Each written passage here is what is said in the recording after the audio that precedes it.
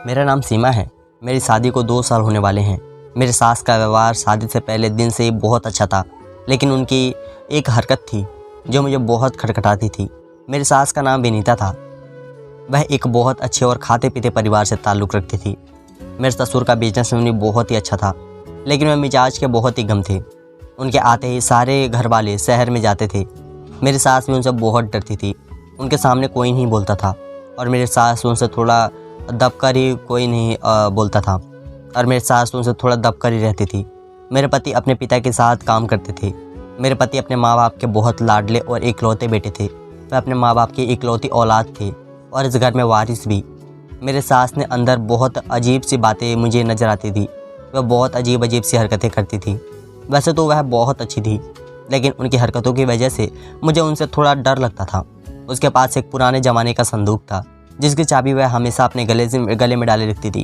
शादी के अगले दिन से मैं सब कुछ देखते आ रही थी। मेरी सास हर रोज़ मुझे अपने कपड़े धुलवाती और फिर वगैरह सुखाए अपनी अलमारी में रख लेती। मुझे उनकी हरकत पर बहुत हैरत होती थी। आखिर वह ऐसा क्यों करती थी? मैंने एक दिन तंग आकर अपने पति से उनकी शिकायत कर दी। उनको उनकी माँ की हरकतें के बारे में बताया तो वह मुझसे झगड़ने लगे।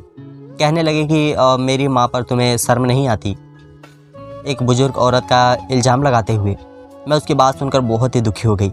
उन्होंने मेरी बात पर यकीन नहीं किया और मुझे बहुत उल्टी सीधी बातें सुना गए। माँ जी के रोज़ कपड़े धुलवाने की आदत से मैं तंग आ गई थी। एक दिन मैंने माचिस से बातें में पूछा, माँ जी मैं बहुत थक जाती हूँ, कपड़े धोने के बाद क्या मैं किचन का काम संभाल लूँ? कपड़े आप धो लिया करो। लेकिन उन्होंने मुझे सख्ती से मना कर दिया। पता नहीं माँ जी ने ऐसा क्यों करती थी। एक दिन मैं माँ जी कमरे में खाना देते हुए जा रही थी। उनके कमरे के दरवाजे तक ही पहुँची थी कि मुझे कुछ घसीटने की आवाज़ सुनाई दी। मैंने खिड़की से झांकने की कोशिश की तो मुझे माँ की वह संदूक बंद करती हुई दिखाई दी। मैं सोच में पड़ गई कि आखिर संदूक में ऐसा क्या है जो माँ जी मुझे संदूक को हमेशा छुपाए रखती है और चाबी भी इतनी हिफाजत से रखती है। आज से 3 दिन पहले की बात है, जब प्यार से मेरी आंख खुल गई और मैं किचन में पानी पीने गई तो मैंने देखा कि माँ की तो किचन में पहले से ही मौजूद थी। मैं हैरत में थी कि रात के इस वक्त माँ जी किचन में क्या कर रही है। मैं चुप कर उनको देखने लगी। माँ जी के हाथ में खाने की ट्रे भी थी। महारानी से उनको देख रही थी कि आखिर इतनी रात को वह यह खाना किसके लिए लेकर जा रही थी। मैं किचन में जाकर मर्जी से पूछा, माँ जी आप ही खाना किसके लिए लेकर जा रही हैं? वह मुझसे देखकर घबरा गई और बोली, वह मुझे बहुत भूख लग रही है। यह कहकर वह किचन से बाहर चली गई। लेकिन वह मुझे बहुत परेशान लग रही थी, क्योंकि रात का खाना माँ जी हम सब के साथ पहले ही खा चुकी थी। वह खाना लेकर सीधी अपने कमरे में चली गई। मैं अपने कमरे में आकर सोचने लगी कि यह माजरा क्या है। पता नहीं यह सब हरकतें क्यों करती है। मेरे दिमाग में तो कुछ भी नज़र नहीं आ रहा था कि मैं क्या करूं। मैं सुबह टाइम के मुताबिक अपने सारे काम निपटा लिए और माँ जी के कपड़े धो दिए। आज मैं बहुत हिम्मत करके माँ जी से कहा, माँ जी आप अपने सारे गीले कपड़े अलमारी में क्यों रखती हैं? आपको कपड़े से बदबू नहीं आती? आपके कपड़े ऐसे ही रहते हैं। तो आज मेरी बात पर मुस्कुराते हुए बोली, बेटी मुझे खुजली होती है, जिसकी वजह से मुझे सूखे कपड़े काटते हैं। इसी वजह से मैं गीले कपड़े पहनकर सोती हूँ, तभी मुझे सुकून मिलता है। यह बीमारी बहुत सदी से पहले से है। उसकी बात पर मुझे अभी यकीन नहीं आ रहा था, क्योंकि जो मैं अपनी आंखों से देख चुकी थी वह कोई मामूली बातें नहीं थी। इन बातों को नज़रअंदाज भी नहीं किया जा सकता। मैंने उसकी बात पर सिर्फ सिर हिला दिया और अपने काम में लग गई। माँ जी ने रोज़ की तरह आज भी अपने धुले हुए गीले कपड़े उठाने और कमरे में तरफ जाने लगी। मुझे उनको देखकर बहुत गुस्सा बेचैनी हो रही थी और फिर मैं उनके पीछे जाने लगी थी। इतने में ही मेरे पिता ने मुझे आवाज़ लगा दी। मैंने पति और पीछे ही खड़े थे। उन्होंने मुझसे कहा कि मेरी फ़ाइल कमरे में रह गई थी, जहाँ पर मुझे ला दो। मेरे पति का नाम मनीष है। वह इस घर में इकलौते सपूत थे। उनका व्यवहार भी अपने पति की तरफ ही गम था। मुझे इस घर में प्यार, दौलत, इज्जत सब कुछ मिल रहा था, लेकिन बस अभी तक मैं यहाँ आकर औलाद का सुख नहीं देखा था। मनीष मुझे अपनी फ़ाइल के बारे में पूछने लगे। मैंने उनसे कहा कि ठीक है, मैं अभी आपको ला कर देती हूँ। आज तुम्हारे माँ जी के पीछे जाने का पूरा प्लान बना लिया था, लिहाज मेरा यह प्लान अब फ्लॉट हो चुका था और मैं मनीष की फ़ाइल लेने के लिए कमरे में चली गई। मनीष की फ़ाइल मुझे मिल नहीं रही थी। उसको ढूंढने में मुझे कुछ वक्त लग गया। कुछ देर बाद जब मैं कमरे से बाहर आई, तुम्हारी बाहर आंगन में बैठी हुई थी। उनके पास एक पड़ोस की औरत आई हुई थी जिसकी बहू गर्भवती थी। माँ जी ने मुझे आते हुए देखा तो अपने पास बुलाया और मैं उसके पास जाकर उनको नमस्ते किया और उनका आशीर्वाद लिया और चाय बनाने के बहाने मैं वहाँ से उठकर आ गई। मुझे ऐसा लगा जैसे माँ जी की नज़र मेरा पीछा कर रही हूँ। मैं किचन में खड़े होकर उन दोनों की बातें पर कान लगाए। औरत मुझे किसी डॉक्टर को चेकअप करवाने के लिए बोल रही थी। मुझे उनकी बातों से अपने अंदर खालीपन से महसूस होने लगा और मैं उदास हो गई। रात को सब लोग अपने अपने कमरे में सोने के लिए जा चुके थे। अचानक मुझे बादल गरजने की आवाज़ सुनाई दी और मैं डर कर उठ गई। मुझे याद आया कि छत पर तो कपड़े सूख रहे हैं, बारिश में गीले हो जाएंगे। मैं जल्दी से पैरों की चप्पल डालकर फ़ौरन छत की तरफ भागा। जैसे ही मैं छत पर पहुंचे तो मेरी आंखें फटी की फटी रह गई। छत के बीचों बीच माँ जी खड़ी हुई थी। वह भी शायद छत पर किसी काम से आई होगी, लेकिन यह क्या, उन्होंने वही सूट पहन रखा था जो मैंने धोया था। माँ जी मेरे पैरों तले की आहट सुनकर फ़ौरन ही घबराकर पीछे मुड़ी। वह मुझे देखकर घबरा गई और मुझसे कहने लगी कि वह मैं कपड़े उतारने के लिए आई थी। मुझे फिक्र हो रही थी कहीं कि तुम्हारी मेहनत बेकार ना हो जाए। ऐसा लग रहा था जैसे मुझसे बातें करते वक्त उनकी ज़बान लड़खड़ा रही हो, जैसे वह झूठ बोल रही हो। मैं उनके कुछ नहीं कहा और कपड़े उतारने लगी। वह भी मेरे साथ ही नीचे चली आई। मैं अपने कमरे में चली आई। मेरे दिमाग में उलझन का जल भर पड़ा था जो कि ख़त्म होने का नाम ही नहीं ले रहा था। दिन ब दिन माँ जी की अजीब सी हरकतें मुझे एक अलग ही रास्ते की राह दिख रही थी। न जाने क्यों, क्या राज होगा उनके सब अजीबोगरीब हरकत के पीछे। रात को इतनी ठंडी में बाहर जाना, मैं अपनी सोच में इस कदर खोई हुई थी कि मुझे पता ही नहीं चला कि अब मेरी आंख लगी हुई है। अगले समय माँ जी के कपड़े धो रही थी तो मुझे उनके कपड़ों से वही चाबी मिली जो हर वक्त वह अपने गले में डाले रखती है। मैं बहुत खुश हुई। आज तो मुझे माँ जी के रस का पता चल ही जाएगा। किसी भी हाल में मैंने अपने हाथ साफ़ किए और जल्दी जल्दी माँ जी के कमरे की तरफ बढ़ने लगी। जैसे ही मैं उनके कमरे में पहुँची तो देखा कि वह अलमारी के मुँह दिए खड़ी है और कुछ कर रही है। मुझे हैरत हुई। माँ जी को जब कदमों की आवाज़ आई तो उन्होंने झट से अलमारी को बंद कर दिया और मेरी तरफ देखने लगी। मैंने देखा कि उसका चेहरा बिल्कुल पीला पड़ चुका था, जैसे उनकी कोई चोरी पकड़ी गई हो। माँ की मुझसे पूछने लगी, क्या हुआ, क्या करने आई हो, कोई काम था क्या? मैं इनके बारे में कुछ कहना ठीक नहीं समझा और कहा कि माँ जी, आपकी चाबी मुझे कपड़े धोते हुए मिली है। माँ जी की आंखें तो उस चाबी को देखकर चमक उठी। माँ जी फ़ौरन ही मेरे साथ से वह चाबी खींची और बोली, तुम्हारा बहुत बहुत शुक्रिया। मैं बहुत से ऐसे चाबी को ढूंढ रही हूँ, पता नहीं मैं कहाँ रख कर इसको भूल गई थी। माँ जी के इस बात पर मैंने दिखाया एक मुस्कुराया कर उनके कमरे में वापस चली आई। मेरा शक माँ जी पर अब दिन ब दिन बढ़ता ही चला जा रहा था। माँ जी का सिर्फ एक चाबी के लिए इतना बेचैन हो जाना यह कोई आम बात नहीं थी। मैं बहुत परेशान हुई कि अब सब कुछ कैसे बचेंगे, क्योंकि माँ जी तो अपने कमरे से बाहर ही नहीं निकलती। मुझे कुछ तो करना ही पड़ेगा। मैंने सोचा कि मुझे मनीष की बात करनी ही चाहिए। रात को जब मनीष घर पर आए तो मैंने उनसे कहा, मनीष, क्यों नहीं इस बार माँ जी और पिताजी को कहीं घूमने भेज दिया जाए? आखिर वह भी इंसान है। वह लोग घर में कभी शहर से बाहर नहीं निकल जाते।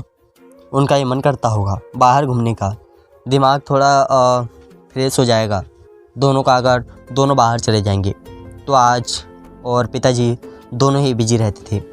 थोड़ा बहुत घूमेंगे तो अपने आप को फ्रेश फील करेंगे। हम लोग उनके लिए कहीं जाने का प्लान बनाते हैं। मेरी बात सुनकर मनीष सोच में पड़ गए और कहने लगे, यह सब तो ठीक है, लेकिन तुम्हें पता है न कि पिताजी का मिजाज कैसा है। उनको कहीं बाहर घूमने जाना पसंद नहीं है। वह सिर्फ अपने कामों में ही बिजी रहते हैं। इन चीज़ों को उनको ज़्यादा इंटरेस्ट नहीं है, लेकिन फिर भी मैं बात कर देखता हूँ।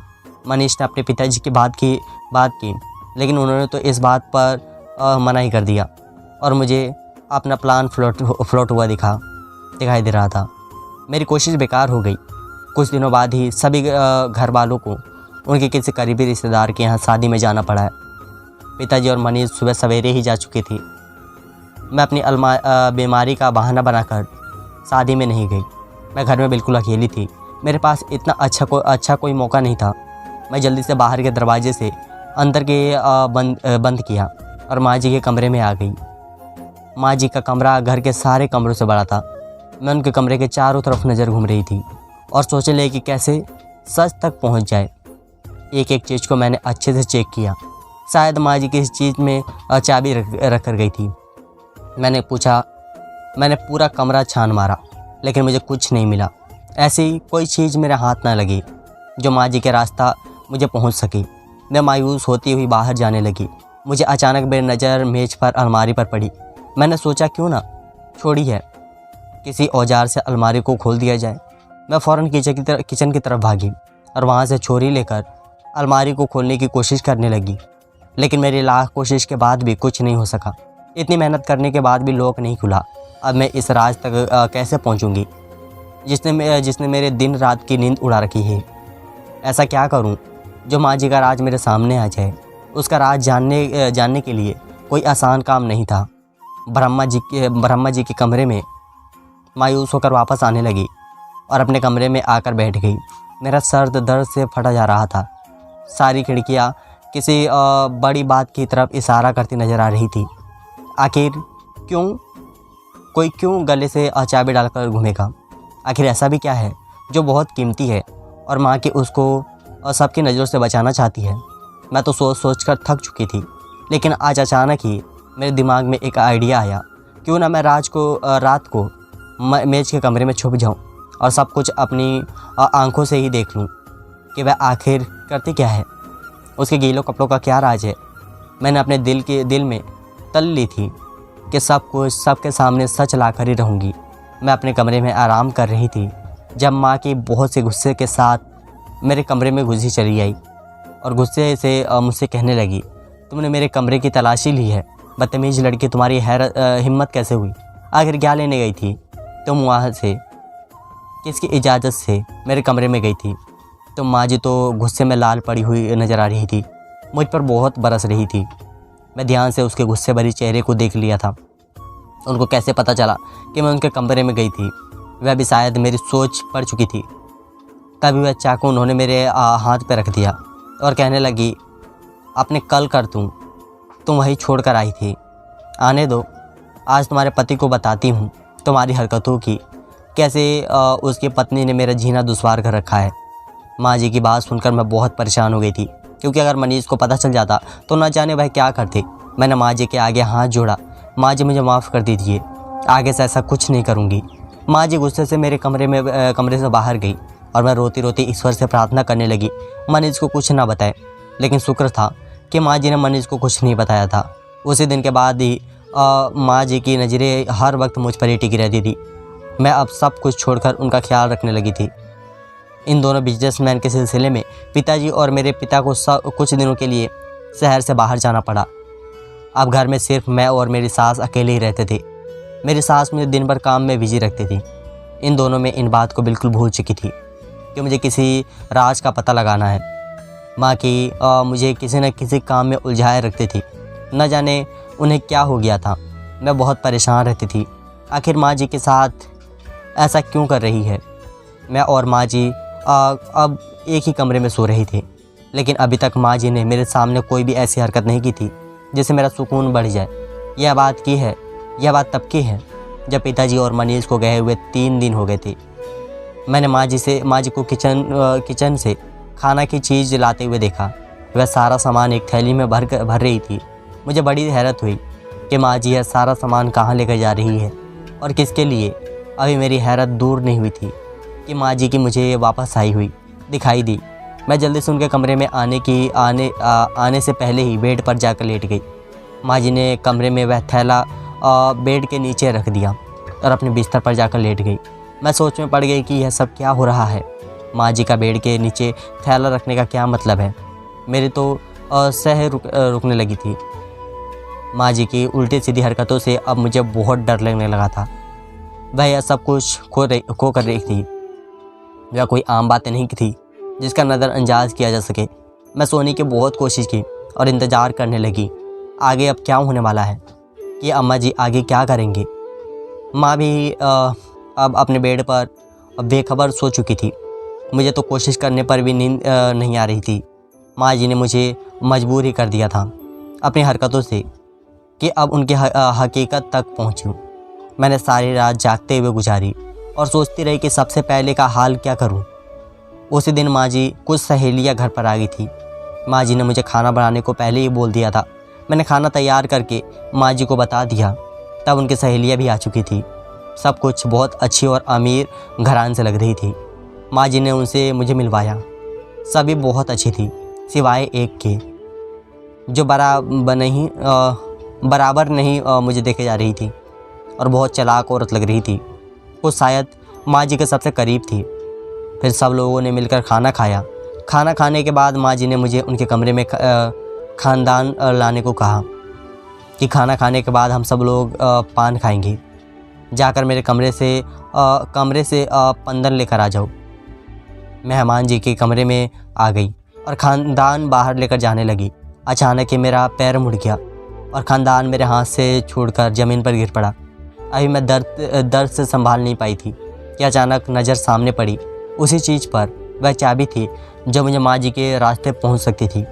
मैं जल्दी से उसे चाबी को उठा लिया और उसे अपने साड़ी के पल्लू में बांध लिया। सारा खानदान समेटकर मैं बाहर चली आई, जहाँ भी मेरा इंतज़ार कर रही थी। पहले खानदान माँ जी के हवाले कर दिया और खुद सर दर्द का बहाना बनाकर कमरे में आ गई। मुझे बेहद खुशी हो रही थी कि आज रात माँ जी के सोने के बाद मैं इस राज तक जाऊंगी जिसको माँ जी सबसे इतने सालों से छुपा रही है। आखिर कौन सी ऐसी वजह है तो उनको यह करने का बेबस करती है। मैं अपने ख्यालों में गुम हो गई थी जब माँ जी की आवाज़ सुनाई थी। माँ जी मुझे चाय बनाने के लिए आवाज़ दे रही थी। मैं गहरे सांस भरी और किचन में आकर चाय बनाने लग गई। जैसे ही मैं चूल्हे पर चाय पकाने रखी, अचानक से मेरा दिमाग घूमने लगा और मुझे चक्कर आने लगी। माँ की किचन में कुछ लेने आई। मुझे देखकर वह मेरी तरफ बढ़ी और मुझे गिरने से बचा लिया। माँ जी ने मुझे जल्दी से बेड पर लेकर लिटा दिया और डॉक्टर को बुलाया था। उनको सुनकर मेरी तबीयत तो बिल्कुल ठीक हो गई थी। दिल में जैसे खुशियों की नई लहर जाग उठी थी। मैं ईश्वर का शुक्रिया अदा किया जिसने मेरी ज़िंदगी का सबसे बड़ा दुख सुख में बदल दिया। माँ जी तो मेरी नज़र उतारने में लग गई। माँ जी ने मेरा बहुत ख्याल रखना शुरू कर दिया। आखिर वह भी तो दादी बनने जा रही थी, माँ बनने वाली थी। अगले दिन मेरी माँ जी ने मेरे पास आई, अकेले कमीज़ लेकर। बात कर मुझे बहुत है और मैं उनसे कहा, आप मुझे कमीज़ क्यों पहना रही हैं? वह भी इस कदर गांधी और गली में। तो उसे कमीज़ को पहनने से इनकार कर दिया कि मैं इसको नहीं पहनूंगी। जब मैं गर्भवती थी तब मैं भी यही पहनती थी क्योंकि तुम्हारे ससुर को बेटा चाहिए था और यही इस घर की रेट है। चाहे कुछ भी हो जाए पहले औलाद लड़का ही होगा। और तुम्हारे सास ने पहले ही सख्ती से कहा था कि उनको पहली वारिस अपने ख़ानदान का नाम चलाने वाला ही चाहिए, वरना अपने घर बैठने को तैयार रहना। अपने बेटे के लिए लड़कियों की कोई कमी नहीं है। माँ जी की ऐसी बात सुनकर तो मुझे धक्का सा लग गया। पिताजी आखिरी इतनी कड़वी बातें कैसे कर सकते हैं? वारिस पर इस कदर घमंड। मैं रोने लगी तो माँ जी ने मुझे चुप करवाया और कहा, यह कमीज़ पहन लो, और वहाँ से चली गई। मैं अजीब नज़रों से यह कमीज़ पहन ली और वहाँ से चली गई। मैं अजीब नज़रों से अपने पास खड़ी हुई देख रही थी जो काफ़ी बुरी हालात में थी। मैंने सोच लिया था कि किसी भी कीमत पर मैं यह कमीज़ को नहीं पहनूंगी। माँ जी ने कमरे के बजाय आज अपने कमरे में थी। जब मुझे कुछ खटखटाने की आवाज़ आई, मैं डर गई। मेरी और माँ जी के अलावा कौन कर सकता था? इस वक्त मैं हिम्मत करके उठी और बाहर की तरफ जाने लगी। आज फिर वैसे ही रोज़ की तरह खाना लेकर जा रही थी। मुझे समझ नहीं आ रहा था कि मैं क्या करूं। मैं भी छोटे मोटे कदम उठाती हुई धीरे धीरे उनके पीछे चल गई। माँ जी अपने कमरे में आई और खाना टेबल पर रख दिया। मैं छुप कर बैठ गई। कमरे में चारों तरफ इधर उधर देखने लगा और बेड के नीचे उसे संदूक को निकाला और उसे खोलने लगी। जैसे ही माँ जी ने वह संदूक खोला तो मेरे परवान तले ज़मीन ही निकल गई। उस संदूक में मौजूद चीज़ों को देखकर मैं हैरत से हो गई। पूरे संदूक में तरह तरह के खिलौने और कपड़े थे। माँ जी ने उसमें से खिलौने निकाला और संदूक को वापस ताला लगा दिया। मैं बड़ी हैरानी से यह सब कुछ देख रही थी। उसके बाद माँ जी चलती हुई अलमारी के पास आई और उस अलमारी को खोला। जैसे ही माँ जी अलमारी के दरवाजे को खोला, मेरे तो रोहित काँप गई। माँ जी ने अलमारी के दरवाजे को साइड पर खिसकाया जहाँ पर एक खुफिया रास्ता दिखाई दे रहा था। यह सब देखकर तो मुझे बहुत डर लग रहा था। माँ जी उस रास्ते से चली गई। मैं भी डरते डरते उनके तरफ कदम बढ़ाई और चुपके चुपके उनका पीछा करने लगी। मेरा शरीर तो बुरी तरह से कांप रहा था, मेरा हाथ पैर ठंडा पड़ने लगे थे। माँ जी उस रास्तों से गुजरकर एक छोटे से कमरे की तरफ चली गई। मैं एक दीवार के पीछे खड़े होकर चुपकर उनको देखने लगी। अब जो मैं देख रही थी उसे देखकर तो मेरी आंखें फटी की फटी रह गई। साल की बच्ची को खाना खिला रही थी। मेरे तो होश ही उड़ गए थे। वह बच्ची बहुत ही अजीब सी लग रही थी। मैं इससे पहले ही गिर पड़ती। मैं खुद को संभालने की कोशिश की। माँ की मेरी आहट सुनकर फ़ौरन ही पीछे मुड़ी। वह मुझे देखने लगी और मुझे देखते उनका रंगत फीका पड़ गया था, जैसे उनके होशियाँ उड़ गए हो। उनको भी कुछ समझ में नहीं आ रहा था कि वह मुझसे क्या कहे। वह मुझे देखकर बहुत घबरा गई, लेकिन वह सब ज़रूर समझ गई कि उनके हकीकत का पता लगा लिया है। अब मैं यह सब कुछ जान चुकी थी। माँ जी ने खुद को संभाला और मेरे सामने आकर खड़ी हो गई। मुझे माँ के सर पर बहुत गुस्सा आ रहा था। सब कुछ वह क्या खेल रच रही थी। मैंने छोड़ते हुए उनसे यह सवाल किया, कौन है यह बच्ची और इस तरह आपने यहाँ पर छुपा कर क्यों रखा है? माँ जी चुप खड़ी हुई थी। मैंने उनसे दोबारा सवाल किया, बोलिए माँ जी, आप चुप क्यों हैं और चुप क्यों खड़ी हैं? यह बच्ची कौन है और यहाँ पर क्या कर रही है? और उनको यहाँ पर अभी इसी वक्त बुला लूँगी। मेरी बात सुनकर माँ जी रोने लगी।